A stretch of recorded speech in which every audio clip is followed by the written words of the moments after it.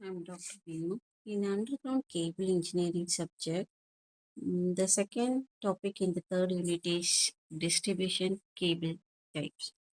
It consists of overhead cables and underground cables. What is meant by overhead cables? They are installed above the ground, typically supported by poles or towers.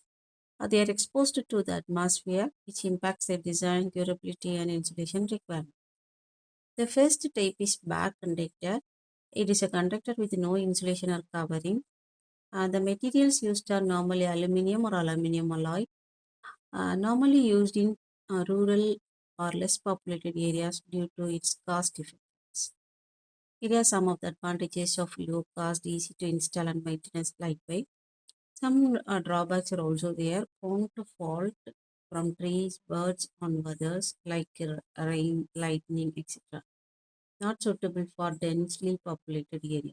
Example, ACSR, aluminum conductor steel reinforced, is used in transmission. Second type is covered conductors, similar to bare conductors but with a thin insulating cover, not fully insulated. Offers improved safety by preventing accidental contact and reducing fault. Advantages are reduced risk of short circuit, better protection against trees and animals, can be used in areas with dense vegetation. Drawback, more expensive than bare conductors, still not fully insulated. Applications are semi-urban or forested areas where contact with trees is frequent. Third type is aerial bonded cable, simply called as ABC. Fully insulated phase conductors bonded together are suspended over. Multiple insulated aluminum conductors are twisted together, sometimes with a steel messenger.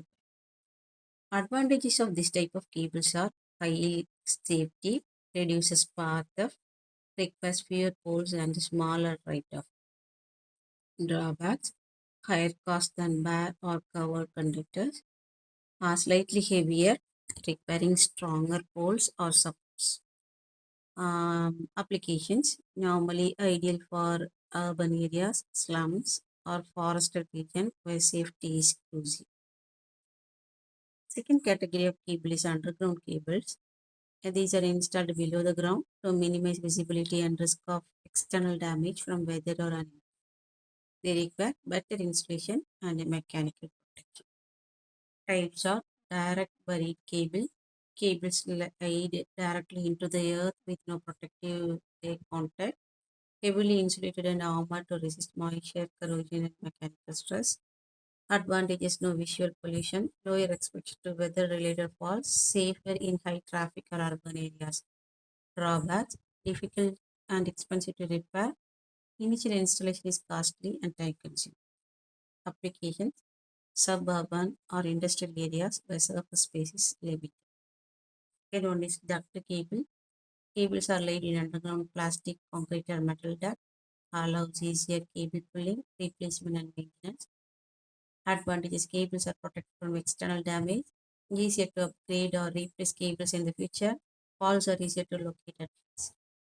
Some drawbacks are also there. Cost of duct installation is high, get flooded if drainage is poor. Application, cities and areas requiring frequent maintenance or future upgrades. This table compares the varieties of conductors, their installation, insulation, cost, as well as their applications. Fault analysis by cable type. In bare conductors, common faults are line to line or line to ground. The detection of fault is easy because it is visible. We can easily repair it. Second one is covered conductor. A common faults or insulation wear over time, not suitable for frequent abrasion, harder than bare type, which is it is harder to detect than bare type, especially if insulation hides internal damages. Repairment may require temporary shutdown and physical inspection. Fault analysis by for the ABC type, that is aerial bonded type. Common faults are mechanical stress due to improper tensioning or anchoring. Detection of fault is harder to locate without equipment. The repair is need inspection striping tools, more complex than that. Fourth one is direct buried cables. The common faults are moisture ingress, corrosion, mechanical damage during excavation. Needs a fault locators like time domain, refractometry, compass, etc. Repair is costly and slow, requires the digging, possibly replacing cable. What is meant by TDR? It is a time domain refractometer.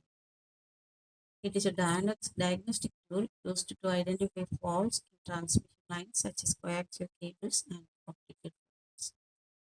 What is meant by tumblers in underground cables? It is a portable, high voltage surge generator used to locate the cable faults by creating an audible thumb at the fault's location. This generates a sound above the ground, which is detected by a specialized ground microphone or acoustic receiver as the technician walks along the cable. Next one is duct keeping.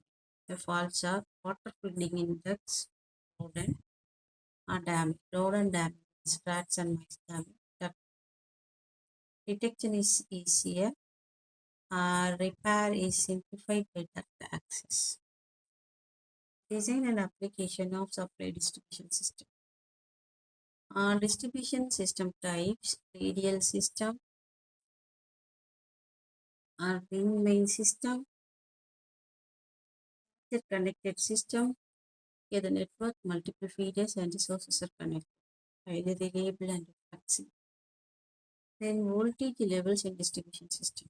Primary distribution, that is voltage levels of 11 kV to 33 kV.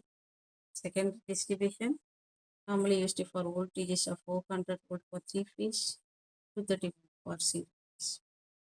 Then types of supply, single phase supply and three phase supply. Single phase supply the voltage is 230 volt, three phase supply the voltage is 400. Applications of distribution system, residential as well as commercial, industrial, agriculture, street light. The comparison table with different voltage levels in distribution systems are represented in this table.